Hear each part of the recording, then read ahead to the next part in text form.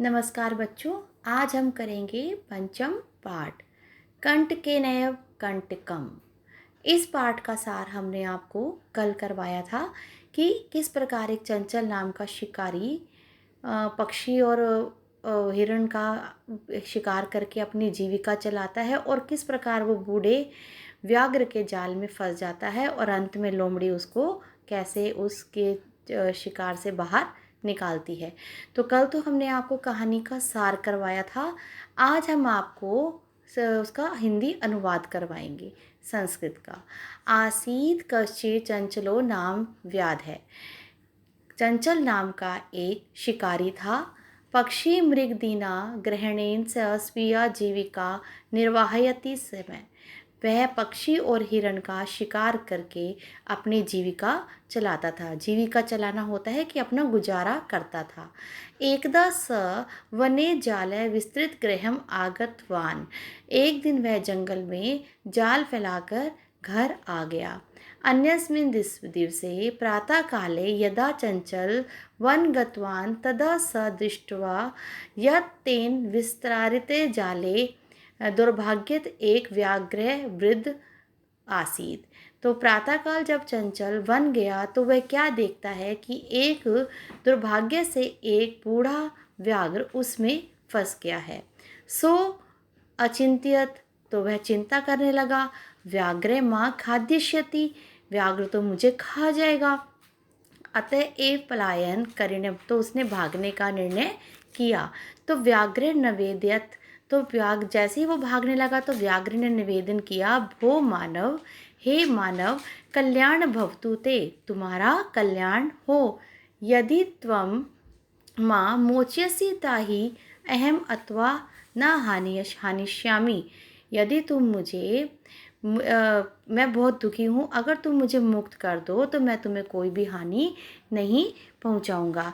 तदा सा व्याघ्र जालात बहि निरसारयत, तब व्याध ने, उस शिकारी ने उस व्याघ्र को जाल से बाहर निकाल दिया। व्याघ्र कलांत आसीत, व्याघ्र ने उसका शुक्रिया किया। सो अवदत भो मानव, तो वह बोला, हे मानव, पिपासु अहम, मैं बहुत प्यासा हूँ। नद्या जल माननीय मम पिपासा शम, नदी का जल पिलाकर मेरी प्यास को शांत करो। व्याघ्र जल पीतवा पुनः व्याध्य अवतत, जो प्यास पानी पीने के बाद, प्यास बुझाने के बाद उसने कहा, क्षम्य मैं पिपासा, तो मैं बहुत ही मेरी प्यास शांत हो गई। सांप्रत बुद्धिक्षितो अस्मि, अब मुझे भूख लगी है। इदानीम अहम त्वं खादिष्यामि, अब मैं तुम्हें खाऊंगा। चंचल उक्तवान, चंचल ने कहा, अहम त्वं कृते धर्मम आचरितवान, मैंने धर्म के नियम का पालन किया है, आचरितवान। तो त्वया मिथ्या भणितम, तुम झूठ बोलते हो। त्वं मां खादिशुम इच्छसि, तुम्हारी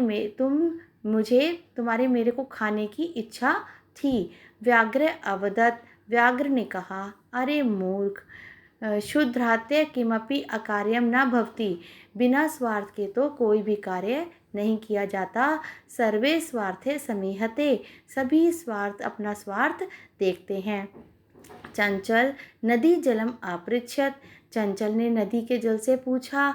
नदी जलम अवदत, नदी के जल ने कहा, एव में भवती जना मयि स्नानम कुर्वन्ति, कि सभी लोग मेरे नदी के जल में स्नान करते हैं।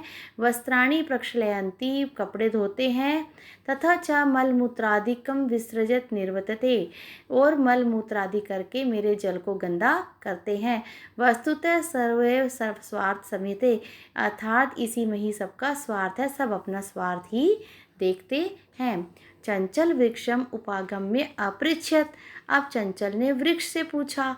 वृक्ष अवदत, वृक्ष ने कहा, मानवा अस्माकं छायायां विरमति, मानव मेरी छाया में विराम आराम करता है। अस्माकं फलानि खादन्ति, मेरे फल खाता है। पुनः कुठारे प्रहत्यत असंभव सर्वदा कष्ट यतति, और फिर पुनः कुल्हाड़ी उठा करके मुझ पे प्रहार करता है। यत्र कुर्दापि छेदन कुर्वन्ति, और पता नहीं कहाँ कहाँ वहाँ मुझे मेरे अंदर छेदन करता है। सर्वस्वार्थे समीहते, सब अपना स्वार्थ देखते हैं।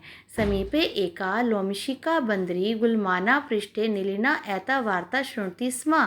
समीप में ही एक पेड़ के पीछे एक चलाक लोमड़ी यह देख रही थी और उन दोनों की वार्ता सुन रही थी। सा सहसा चंचल मुख सत्र से कथ्य थी।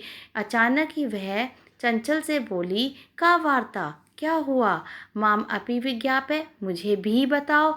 स अवदत अहम मातृस्व, उसने कहा यह मातृस्व से, तो यह मेरे साथ ऐसे हुआ है, जो भी उसने कहा मेरे साथ हुआ है, उसने सब कुछ बताया। अवसरे त्वम स्मागवती मया अस्य व्याघ्र प्राण रक्षिता, अब मेरे प्राण कैसे रक्षित होंगे? परम ऐशे मावे खाद्य, अब इसकी मुझे खाने की इच्छा है। तदंतरे स लोमशिकाय निखिला कथा अवदेयत, तब लोमड़ी ने कहा कि यह कथा मुझे सब दोबारा से सुनाओ, कि जैसे ये कथा शुरू से हुई थी मुझे दोबारा से बताओ। लोमशिका चंचलम अकथयत, लोमिका चंचल से कहने लगी, बाड़म, चलो ठीक है, त्वम जाल परसाया, तुमने जाल परसाया।